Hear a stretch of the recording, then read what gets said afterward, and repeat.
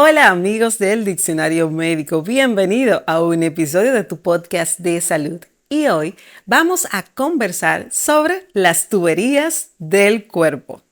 Esto es el Diccionario Médico, tu podcast de salud, y con ustedes su host, Joana Rodríguez. Bienvenido a un episodio más de este podcast con ustedes, su anfitriona Joana Rodríguez. Hoy vamos a conversar de una parte de nuestro cuerpo que es vital para las funciones básicas. Nuestro cuerpo es una maquinaria perfecta y se puede comparar para entender mejor su función, quizás con una casa, un edificio que tiene diversas partes, tiene diversas habitaciones, cámaras, funciones, tiene un sistema de electricidad y tiene un sistema de tuberías. ¿Y qué hacen las tuberías en la casa? Pues bien, las tuberías son las responsables del suministro del agua limpia y también del desecho, de excretar lo que son los desechos, ya sea del agua que se pierde en los baños, del agua que se va cuando lavamos con la cocina, que va a otra área y tiene un sistema. Asimismo es nuestro cuerpo. Nuestro cuerpo está compuesto por varios sistemas y uno de los sistemas o tuberías que tienen gran importancia son lo que es el sistema cardiovascular. Hablamos de cardiovascular porque es una combinación de lo que es el corazón, que es lo cardio, y lo vascular son el sistema de vasos sanguíneos. Pero existen otras tuberías, como son la de excreción, el sistema genitourinario, o sea, nuestro riñón tiene un sistema de tubo que desde los riñones van bajando hasta llegar a la vejiga y excretar la orina, que son parte de los desechos. Pero hay un tubo también bastante importante y que utilizamos bastante bien, que es el sistema gastrointestinal, sea el intestino, el estómago, el esófago, comenzando desde la boca, se conecta por el tubo, que es el esófago, que lleva la comida. Es un tubo literalmente cilíndrico que baja hasta el estómago, del estómago pasa al duodeno y del duodeno al intestino, que es una red de túbulo que mide aproximadamente unos 7 metros, o sea, es un sistema bastante amplio y que luego de hacer todas esas funciones de absorción, de sacar nuestros nutrientes, de poder tomar lo que vamos a necesitar de esos alimentos que ingerimos, del agua, de las bebidas, excreta todo lo que no necesitamos y sale por lo que es el ano, que son las evacuaciones. Nuestro sistema genitourinario también se encarga de limpiar, de filtrar, ahí la importancia de este riñón, y sacar esas sustancias de la sangre por un sistema de red. Entonces, este sistema se conecta directamente con lo que es el sistema cardiovascular. Y hoy vamos a enfatizar en lo que es ese sistema, el cardiovascular, que es la tubería sanguínea de nuestro cuerpo. Nuestro sistema cardiovascular, anatómicamente, está constituido de la siguiente forma. Tenemos el corazón, que es una bomba. El corazón es un músculo que su función principal es bombear. Hace esto y prácticamente a dúo, porque son 4 cámaras que tiene el corazoncito, pero están los ventrículos que son lo que ejercen esa función. Cada vez que el corazón aprieta, se contrae, bota sangre y sale. Cuando el corazón abre, se llenan las cámaras nuevamente y nuestro corazón se pasa el día completo trabajando. Si el corazón no trabaja, se produce una parada cardíaca y los pacientes con paradas cardíacas fallecen. Entonces, nuestro corazón es un órgano que vive activo 24/7. Puede hacerlo más rápido cuando el corazón se acelera. Eso se le llama taquicardia, porque cada apretadita y soltadita es un latido. Y ese latido es la frecuencia cardíaca, que en los adultos es normal entre 60 y aproximadamente 90 latidos, en promedio de 70 a 80. Las personas que hacen ejercicio tienen un promedio de frecuencia cardíaca entre 60 y 70. Los deportistas, atletas y quienes entrenan con frecuencia. En los niños, ese corazoncito late un poquito más rápido y eso varía con la edad. Por eso es importante, si usted siente que su bebé o su niño, adolescente, tiene el corazoncito acelerado, que siente que está latiendo rápido, que lo evalúe un especialista del área, en este caso el pediatra, y este le va a decir si es una frecuencia normal o si está alterada y si necesita una evaluación con el cardiólogo. Y hablando de cardiólogo, recuerden que tenemos un episodio en este podcast donde hablamos con la doctora Angélica Grullón, nuestra cardióloga pediatra, y pueden verlo, así que no se lo pierdan. Continuando hablando de lo que es el corazón, la frecuencia cardíaca, ya entendemos que este funciona apretando y soltando y que es un músculo. Ese músculo, esa bomba, que es su principal función, se conecta con tubos para llevar sangre oxigenada a todo el cuerpo y recoger esa sangre con poco oxígeno para filtrarla. ¿Y cómo se filtran? Los pulmones. Los pulmones no solamente entran aire en el cuerpo, pero ese aire entra con una razón. Nosotros absorbemos el oxígeno de todo el ambiente. Mientras más puros es el aire que respiramos, como lo es en las montañas, en algunas regiones que son un poquito más naturales, mejor es la cantidad de oxígeno que ingerimos y menos tóxicos del ambiente vamos a absorber, y ese pulmón hace una función. ¿Qué hace el pulmón? Bueno, el pulmón también tiene un sistema de tuberías, que son los bronquios, alvéolos, bronquiolos, que entra el aire desde la nariz, a veces por la boca, pasa por la tráquea, que también son un tubito que pasa cerca del esófago, se divide, abre como una ramita y va a ambos pulmones, y desde ahí se subdivide a tubitos más chiquitos, como en la casa. Que la casa tiene una tubería más grande, esa tubería se va dividiendo de acuerdo al tamaño del área donde esa agua vaya a entrar o ese desecho vaya a salir. Una vez ese oxígeno, ese aire en nuestro pulmón, ese pulmón es el responsable de conectar a lo que son los alveolos, y conectar con ese sistema vascular y hacer el intercambio. Va a tomar esos glóbulos rojos que fueron llevados desde el corazón con poco oxígeno y lo va a cargar de oxígeno, porque la sangre, cuando hablamos en episodios anteriores, saben que es la responsable de transportar ese oxígeno y esos nutrientes en sus glóbulos rojos. Una vez esos glóbulos rojos se nutren en el pulmón, van a regresar al corazón. Y van a regresar por lo que se llama la vena pulmonar, que es la única vena del cuerpo encargada de tener sangre con mucho oxígeno.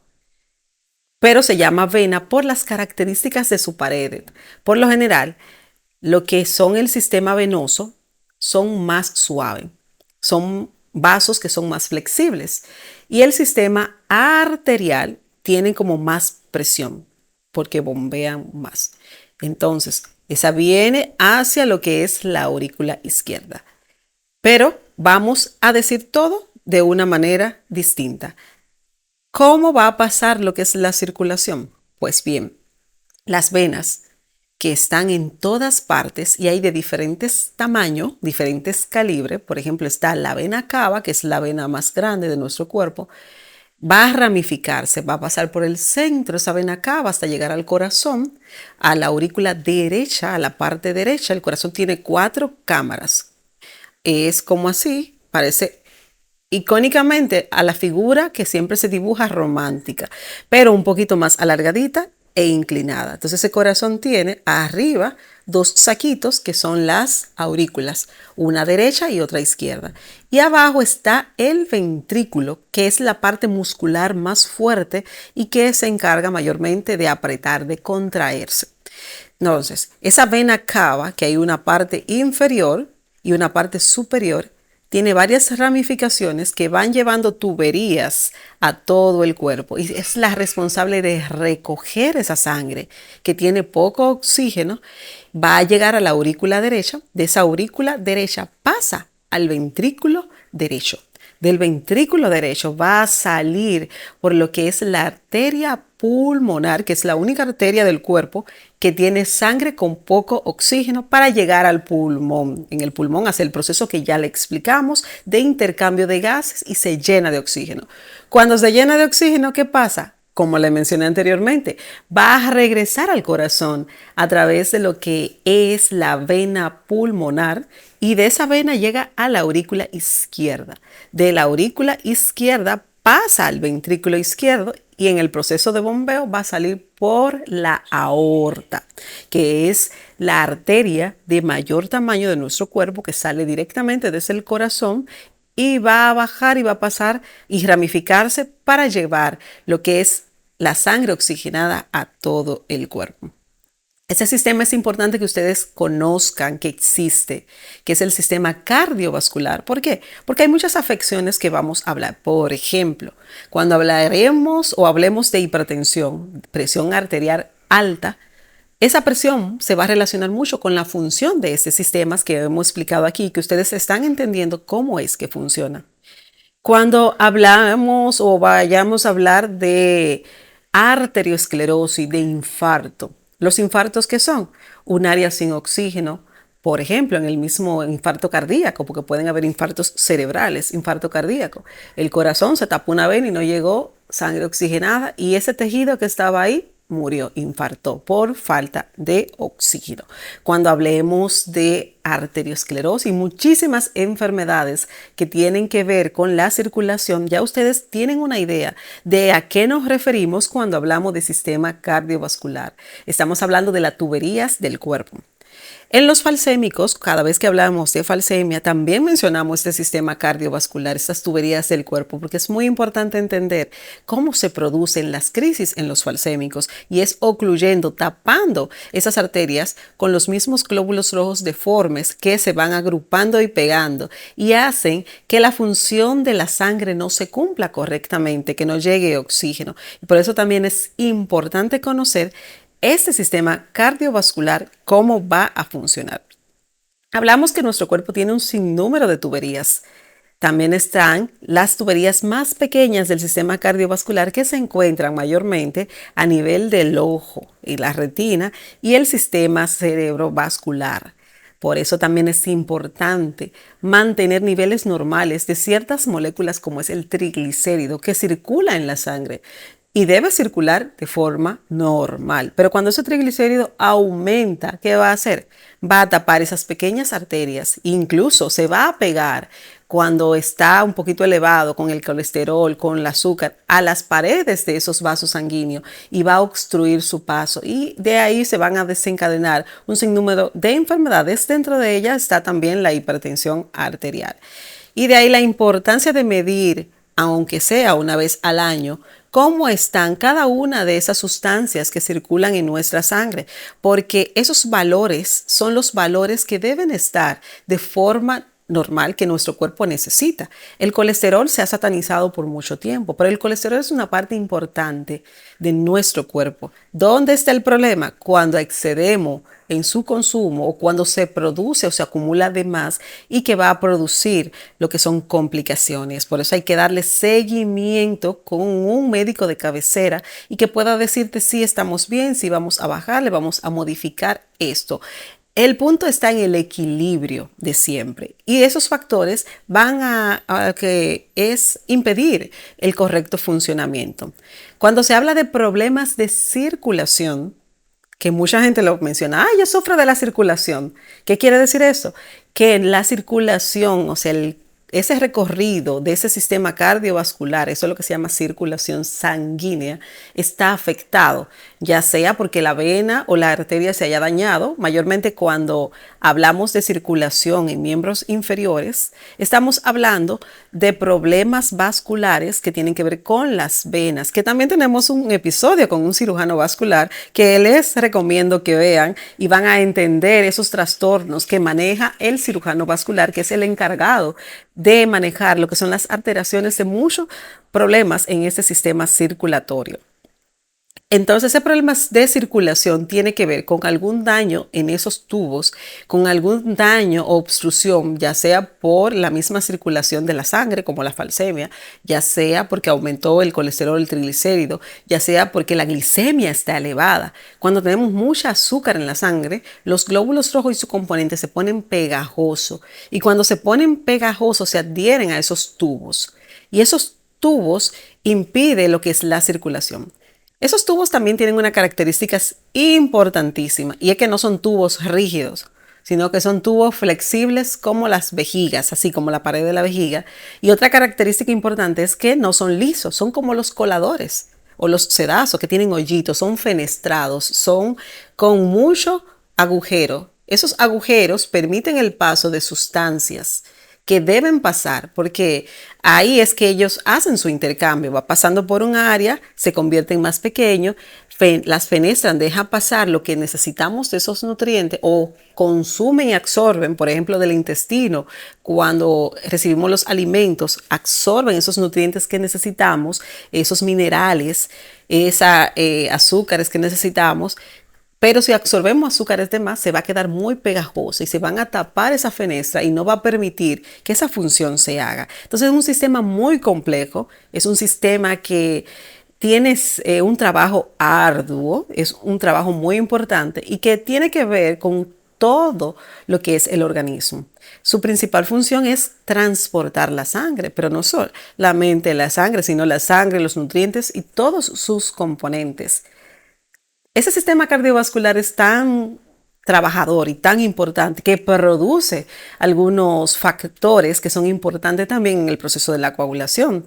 También activa junto a otras cosas como el colágeno, el calcio, lo que son las funciones del cuerpo. Así que es un sistema importantísimo para cuidarlo, para mantener lo que es la salud.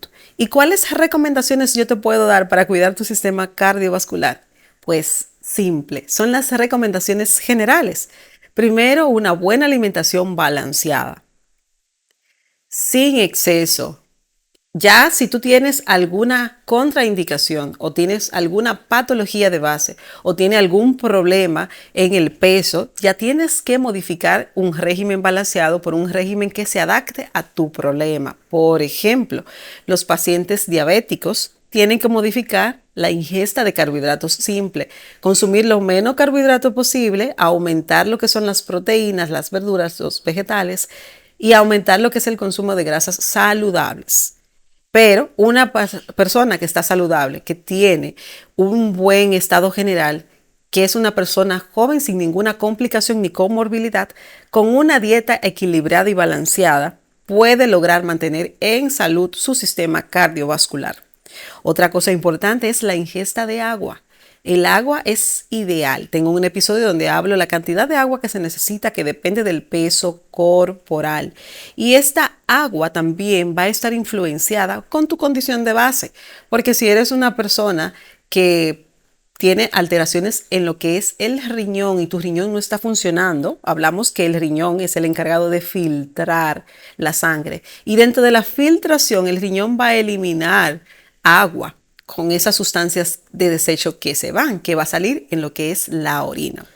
Si tu problema es que el riñón no está funcionando, no está filtrando, tu médico te dirá las recomendaciones de ingesta de líquido que tú necesitas. Pero una persona, vuelvo y repito, con una condición estable, saludable, que no tiene ninguna contraindicación, debe tomar adecuadamente agua suficiente para mantener funcionando todos los órganos vitales de nuestro cuerpo y sobre todo lo que es el sistema cardiovascular.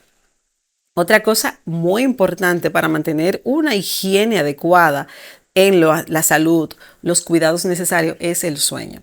Últimamente hemos trabajado con los hábitos del sueño y vamos a hacer un episodio de la higiene del sueño prontamente para ver cuáles factores interfieren con nuestros sueños. Pero ya sabemos que las pantallas, la televisión, los teléfonos, las luces blancas que utilizamos interfieren en lo que es nuestra calidad del sueño.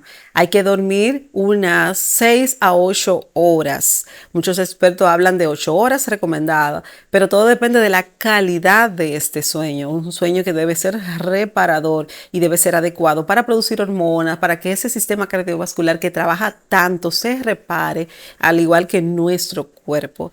Y por último, y no menos importante, esta recomendación es el ejercicio. Hay que hacer ejercicio.